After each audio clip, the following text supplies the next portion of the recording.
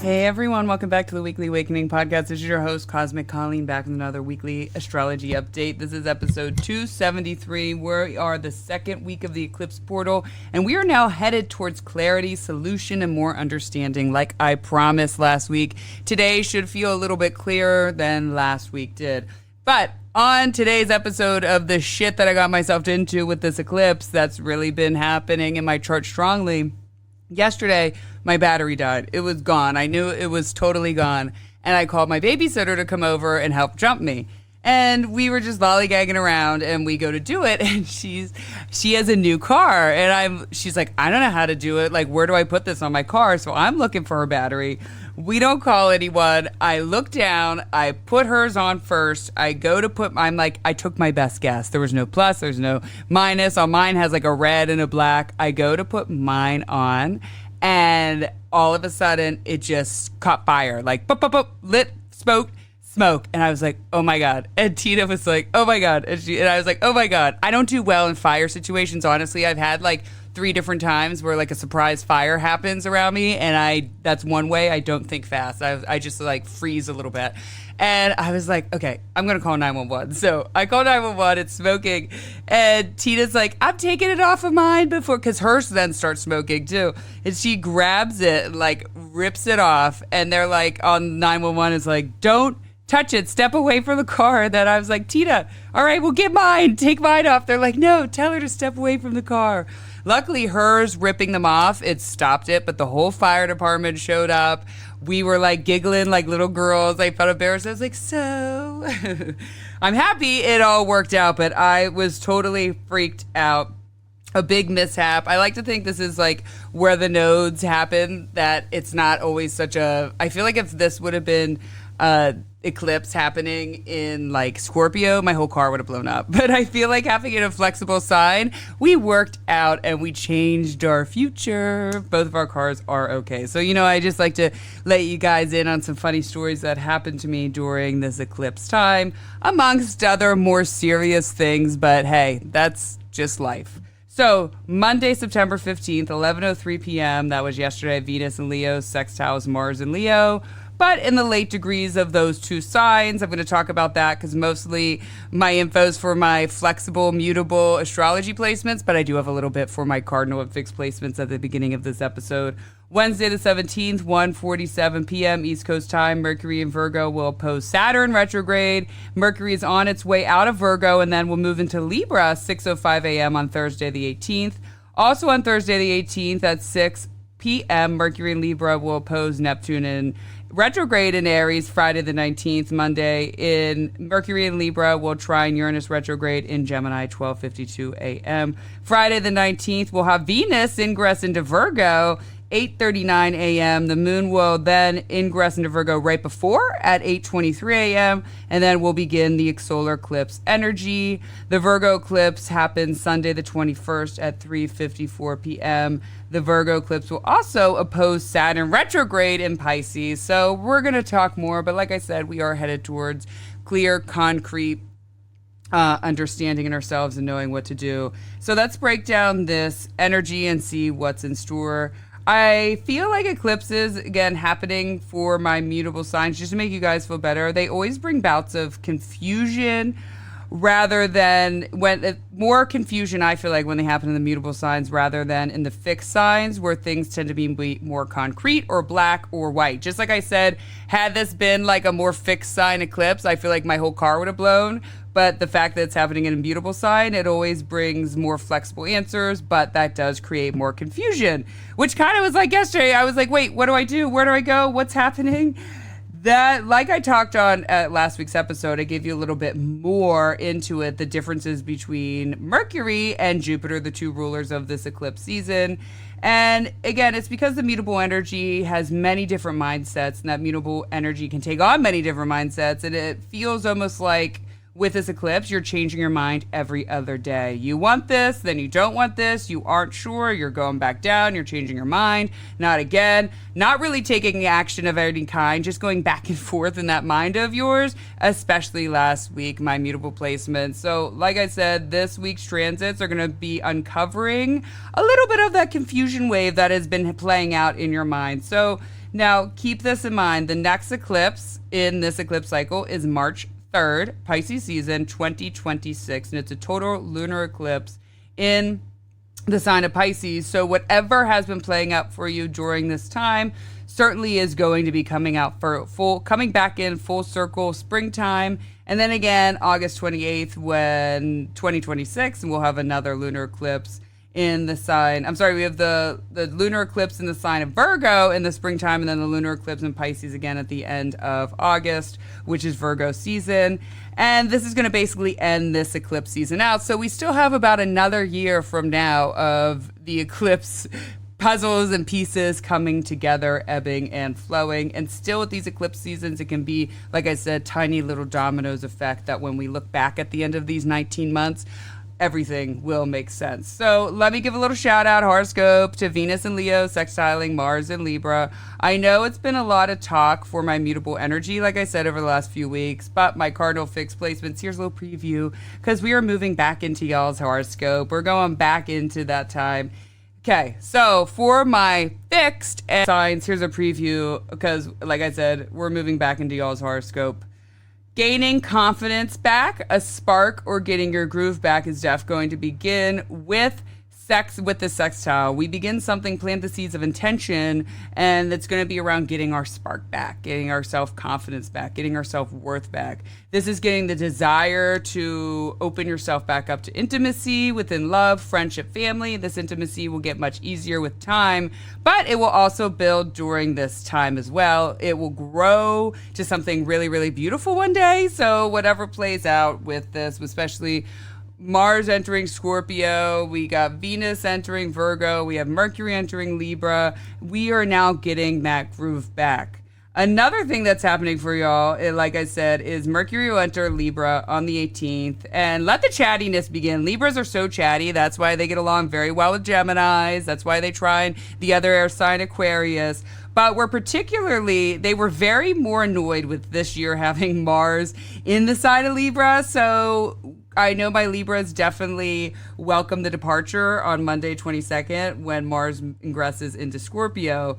So I feel like, though, with Mercury entering before Mars leaves Libra, this is going to make this week full of conversations. And again, my Libra placement should be extra chatty, more so than they already are, but not feeling that edge that you guys have definitely had over the last 2 months. Cardinal placements, there had been some confusion and disruption while Mars was in Libra. Now that Mercury entered Libra, though, and Venus in Virgo, there's that mutual reception. So you should be getting your life back together. It's easier to get your life back on track, especially my Libras. I think you guys' life felt all of a sudden like it wasn't safe. You couldn't categorize it. You couldn't make sense of it. You couldn't protect it. You couldn't pretend like not everything was okay. Things felt off balance. That's what Mars does when it moves into Libra, is throws all of you guys off balance. But sometimes you need that because you get so stuck in the routine and like the presentation of how things are or how you're perceived or how others are perceived, that sometimes you need to get sort of whacked out of your own way, we could say. First thing that comes to mind, now let's jump back into the eclipse portal. Mercury will oppose Saturn on its way out of Virgo right before this eclipse. First thing that comes to mind, my mutable placements, is your resilience is being tested. You have been really powering through some hard stuff, my mutable placements, like really powering through. You've been successful. This eclipse portal maybe brought some unnecessary feelings and a lot of confusion. This test of resilience, you would know, would be a test even if I didn't tell you. You would know. It's going to be like, damn, I'm getting tested here, but I know exactly what's happening. I know this test and I'm going to ace it. It won't defeat you, and you will continue to persevere, but again, you're going to have a test, and you're going to know. You will be aware of this test. It's not good. Like I said, it's not going to be like you think afterwards, shit, that was a test. You're going to be like, this is a test. I know how I'm going to ace this test and how I'm going to persevere. This can bring up some really serious mindsets. You're getting serious with something, most likely your physical or mental health. Saturn and Pisces and these eclipses are a lot around that, getting your mind and your body back into health, back into alignment. I know, kind of like I'm getting my shit together right now. And I feel like we've been talking about that since last year when we've had this eclipse in Virgo. this is where I'm going to say this specific transit and then leading into this weekend is going to be where the creative breakthrough is really going to come. I talked a little bit about last week's episode, and I know I've been saying it for a while now, but with Mercury well dignified at the end, no longer in any shadow period, at the end of Virgo, going in an opposition again to Saturn in Pisces, which won't happen again for a very, very long time because Saturn in 2026 will move out and not be back into Pisces for 30 years. So this is, again, really bringing that breakthrough with creativity for my mutable placements this week. And I think it's going to feel like a brand new beginning this weekend within yourself. Breakthrough communication, someone is finally hearing your words, or it's coming across correctly, or a blocked communication is finally becoming unblocked. Right after this, Mercury ingresses into Libra and then Venus into Virgo. Like I said, pretty much that same 3 days or 2 days, which means they both will have mutual reception. What we talked about just now above is going to turn into, especially with Venus being in Virgo now and Mercury in Libra, this is going to turn into open-minded communication, communicating with a more grounded mindset, going ahead with a plan that has more grounded mindset or more steps. And the steps, you're actually doing them and it's coming together with lots of grounded energy. This is a time where there can be hyper fixations on a partner, friendship, in a nitpicking kind of way, overanalyzing your relationships. There is mutual reception, however, but Venus doesn't work at her best in Virgo. And I like to think there's lots of ideologies around it, but I like to think the main reason is she overthinks her joy and pleasures. She overthinks what makes her happy. Mercury in Virgo, Mercury rules over Virgo, and in the earth sign, it's a lot of thinking, overthinking, creating. It's like organizing of the mind and always sort of nitpicking in that way. So I feel like when Venus just overthinks her fun instead of it just being pure and happy, it overthinks. Versus when she's in Pisces, she's at her best because she doesn't need to overthink. She just allows things to be the way they are. She doesn't question her joy, happiness, love, and beauty. But in Virgo, she questions everything and overanalyzes everything. So that kind of spills over into her own personal life. With the mutual reception, though, there's overthinking, but you keep it inside and you keep it at peace right now. So there's the thing. You're not going to do anything with that overthinking, with that overanalyzing, with even maybe some of those annoyances you've had with your particular person, because Mercury is in Libra and will want the peace. So you're going to keep that. We'll see what Mercury happens. Mercury ingresses into Scorpio. You might disrupt that peace a little bit, but for the next, couple weeks, you will keep that overthinking to yourself because you will want peace. Now, let's talk about this solar eclipse energy. We want from, I like to say with the lunar eclipse in Pisces, we want from possum focus to hawk focus. So with the lunar eclipses in Pisces and now the solar eclipse in Virgo, the lunar eclipse will be exact on Sunday the 21st at 3:54 p.m. at 29 degrees, the big 29 degrees. This eclipse will have the sun and the moon in the opposition to Saturn, both happening right before the exact conjunction. But like I said, we're beginning this energy on Friday morning when the moon enters Virgo. Venus enters Virgo on Friday right after that.